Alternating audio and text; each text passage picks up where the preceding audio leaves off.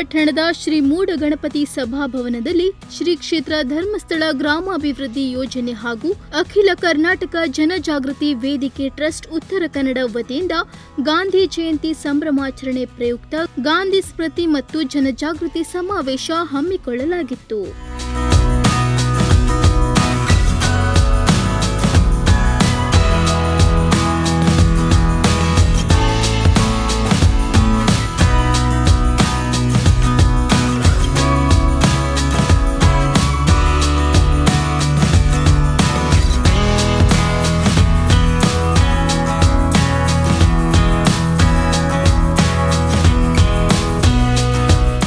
ದೀಪ ಬೆಳಗುವ ಮೂಲಕ ಕಾರ್ಯಕ್ರಮಕ್ಕೆ ಚಾಲನೆ ನೀಡಿದ ತಹಶೀಲ್ದಾರ್ ಪ್ರವೀಣ್ ಖರಾಂಡೆ ಮಾತನಾಡಿ, ಶ್ರೀ ಕ್ಷೇತ್ರ ಧರ್ಮಸ್ಥಳ ಗ್ರಾಮಾಭಿವೃದ್ಧಿ ಯೋಜನೆಯಿಂದ ವಿದ್ಯಾರ್ಥಿಗಳಿಗೆ ಸುಜ್ಞಾನ ನಿಧಿ ಶಿಷ್ಯ ವೇತನ, ವಿದ್ಯಾನಿಧಿ, ಮಹಿಳಾ ಸಬಲೀಕರಣ, ಅಂಗವಿಕಲರಿಗೆ ವೀಲ್ಚೇರ್ ವಿತರಣೆ ಮಾಡುತ್ತಿದ್ದಾರೆ.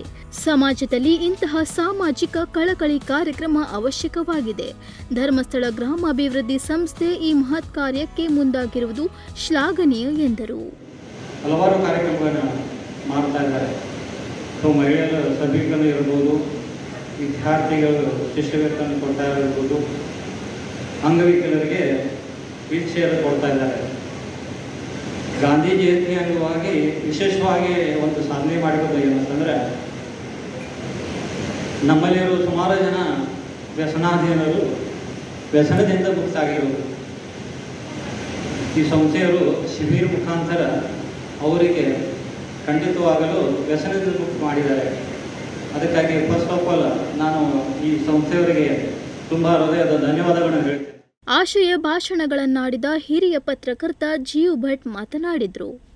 ಇವತ್ತು ಗಾಂಧಿ ಜಯಂತಿಯ ನಿಮಿತ್ತ ಮಹಾತ್ಮ ಗಾಂಧೀಜಿಯವರು ಈ ದೇಶಕ್ಕೆ ಸ್ವಾತಂತ್ರ್ಯ ತಂದುಕೊಟ್ಟಂಥ ದೊಡ್ಡ ಸ್ವಾತಂತ್ರ್ಯ ಹೋರಾಟಗಾರರು. ಅವರು ಮುಂದಾಗಿ ನಿಂತು ಸ್ವಾತಂತ್ರ್ಯ ತಂದು ಸ್ವದೇಶಿ ಚಳವಳಿ ಮಾಡಿದರು. ಮದ್ಯಪಾನ ಬೇಡ, ಮದ್ಯಪಾನ ವಿರೋಧಿ ನೀತಿಯನ್ನು ಅನುಸರಿಸಬೇಕು ಅಂತಂದರು. ಸ್ವದೇಶಿ ಆಗಲಿ ಅಂತಂದರು. ಪ್ರೀತಿ ಕೊಟ್ಟರು. ಈಶ್ವರ ಅಲ್ಲ ಬೇರೆ ನಾವು ಎಲ್ಲ ಸೇರಿ ಒಟ್ಟಾಗಿ ಬರೀತಕ್ಕಂಥ ಒಂದು ಅದ್ಭುತವಾದಂಥ ಸಂದೇಶವನ್ನು ಗಾಂಧೀಜಿಯವರು ಈ ದೇಶ ಕೊಟ್ಟರು. ಇವತ್ತು ಮೋದಿಯವರು ಪ್ರಚಾರ ಹೇಳ್ತಾ ಇರ್ತಕ್ಕಂಥ ಸ್ವದೇಶಿ ಚಳವಳಿ, ಆತ್ಮನಿರ್ಭರ ಭಾರತ, ಇದೆಲ್ಲವೂ ಕೂಡ ಮೂಲ ಗಾಂಧಿಯ ಚಿಂತನೆಗಳು.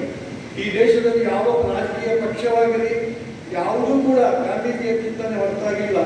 ಧಾರ್ಮಿಕ ಸನಾತನ ಹಿನ್ನೆಲೆಯಲ್ಲಿ ಗಾಂಧೀಜಿ ಯಾವೆಲ್ಲ ಒಳ್ಳೆಯದನ್ನು ಹೇಳಿಲ್ಲೋ ಅದೆಲ್ಲವೂ ಕೂಡ ಜಗತ್ತು ಒಪ್ಪಿಕೊಂಡಿದೆ.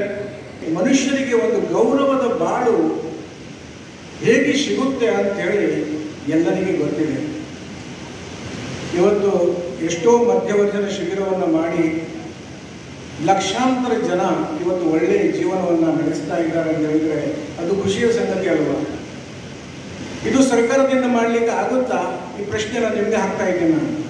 ಎಷ್ಟೋ ಸರ್ಕಾರ ಬಂದು ಹೋಗಿದೆ, ಆದರೆ ಈ ಥರದ ಕೆಲಸ ಮಾಡಲಿಕ್ಕೆ ಬರೋದಿಲ್ಲ ಅವರಿಗೆ.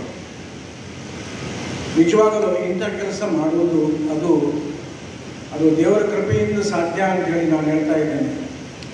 ನಾಗರಾಜ್ ನಾಯ್ಕ್, ನುಡಿಸಿರಿ ನ್ಯೂಸ್, ಹೊನ್ನಾವರ.